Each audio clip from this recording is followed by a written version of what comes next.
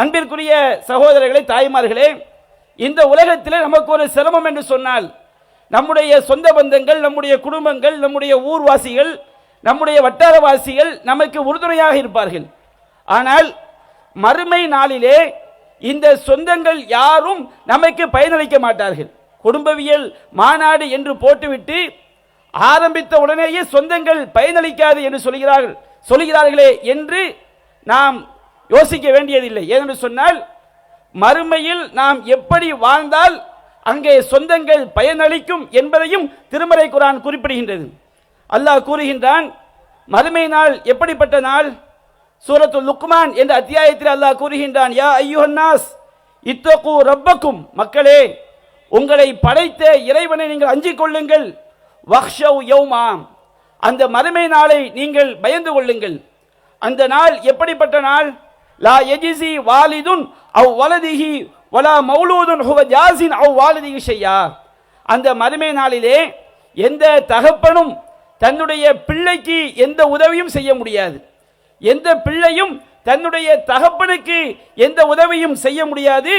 இன்ன வஅதல்லாஹி ஹக்கா, அல்லாஹ்வுடைய வாக்குறுதி, இன்ன வஅதல்லாஹி ஹக்குன், அல்லாஹ்வுடைய வாக்குறுதி உண்மையானது. ஃபலா தகுர்ரன்னகுமுல் ஹயாத்துத் துன்யா, இந்த உலக வாழ்க்கை உங்களை ஏமாற்றி விட வேண்டாம் என்று அல்லாஹ் எச்சரிக்கை செய்கின்றான்.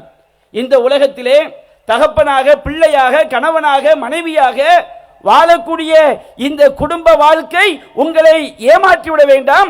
இந்த உறவுகள் எல்லாம் மறுமையில் காப்பாற்றாது என்று திருமறை குர்ஆன் எடுத்துரைக்கிறது.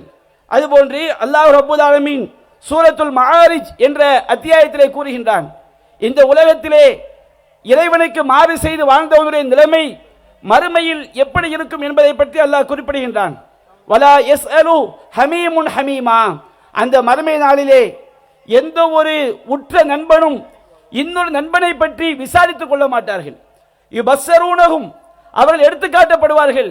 நண்பன் எடுத்து காட்டப்படுவான், தாய் எடுத்து காட்டப்படுவாள், தகப்பன் எடுத்து காட்டப்படுவான், மனைவி எடுத்து காட்டப்படுவார்கள், பிள்ளைகள் எடுத்து காட்டப்படுவார்கள், சொந்த பந்தங்கள் எல்லாம் எடுத்து காட்டப்படுவார்கள். மறுமை நாளையில் அல்லாஹ் எடுத்து காட்டுவான்.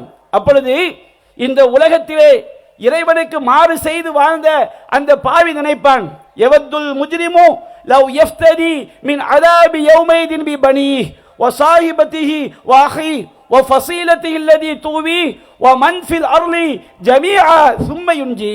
குற்றவாளி நினைப்பான், இறைவா இந்த நரக வேதனைக்கு பகரமாக என்னுடைய பிள்ளைகளை நீ நரகத்தில் போட்டுவிடு, என்னுடைய மனைவியை நீ நரகத்தில் போட்டுவிடு, என்னுடைய சகோதரனை நீ நரகத்தில் போட்டுவிடு, என்னை அரவணைத்து வாழ்ந்த சொந்த பந்தங்களை எல்லாம் நரகத்தில் போட்டுவிடு, உலகில் உள்ள அனைவரையும் நரகத்தில் போட்டுவிட்டு அதை வைத்து என்னை காப்பாற்றிவிடு என்று மறுமை நாளிலே பாவி கதறுவான் என அல்லாஹ் எச்சரிக்கை செய்கின்றான். இந்த உலகத்திலே எந்த உறவை நாம் பெரிதாக நினைக்கிறோமோ அந்த உறவு மறுமையில் காப்பாற்றாது. அல்லாஹ் மற்றொரு வசனத்திலே கூறுகின்றான், யௌம யஃபிருல் மர்உ மின் அஹி, அந்த மறுமை நாளிலே ஒவ்வொரு மனிதனும் தன்னுடைய சகோதரனை விட்டும் ஓடுவான். வ உம்மிஹி வ அபீஹி வ ஸாஹிபதிஹி வ பனி, தன்னுடைய தாயை விட்டும், தன்னுடைய தகப்பனை விட்டும், தன்னுடைய மனைவியை விட்டும், தன்னுடைய பிள்ளைகளை விட்டும் விரண்டு ஓடுவான் மறுமை நாளிலே. லிகுல்லி இம்ரியின் மின்ஹும் யௌமைதின் ஷஅனு யுக்னி, அந்த நாளிலே ஒவ்வொரு மனிதனுக்கும் அவனுடைய நிலை என்னவென்பதுதான் மேலோங்கி இருக்கும் என்று அல்லாஹ் எச்சரிக்கை செய்கின்றான். மறுமை நாளிலே லா யன்ஃபவுல் மாலு வலா பனூன், அந்த நாளிலே செல்வங்கள் காப்பாற்றாது, பிள்ளை குட்டிகள் காப்பாற்றாது. எது காப்பாற்றும்?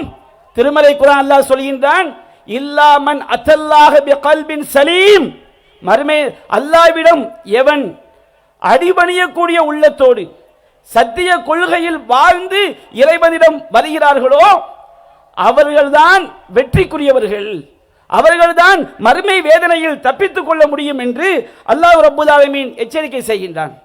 அன்பிற்குரிய சகோதரர்களே, தாய்மார்களே, இந்த உலகத்தில் நாம் நேசிக்கக்கூடிய குடும்பம், நம்முடைய பெற்றோர்கள், நம்முடைய பிள்ளைகள், நம்முடைய சொந்த பந்தங்கள், கணவன் மனைவி அனைவரும் சொர்க்கத்தில் ஒன்று சேர வேண்டும் என்று சொன்னால் அந்த குடும்பம் இந்த உலகத்திலே அவர்கள் செல்ல வேண்டிய பாதை ஏகத்துவ பாதை.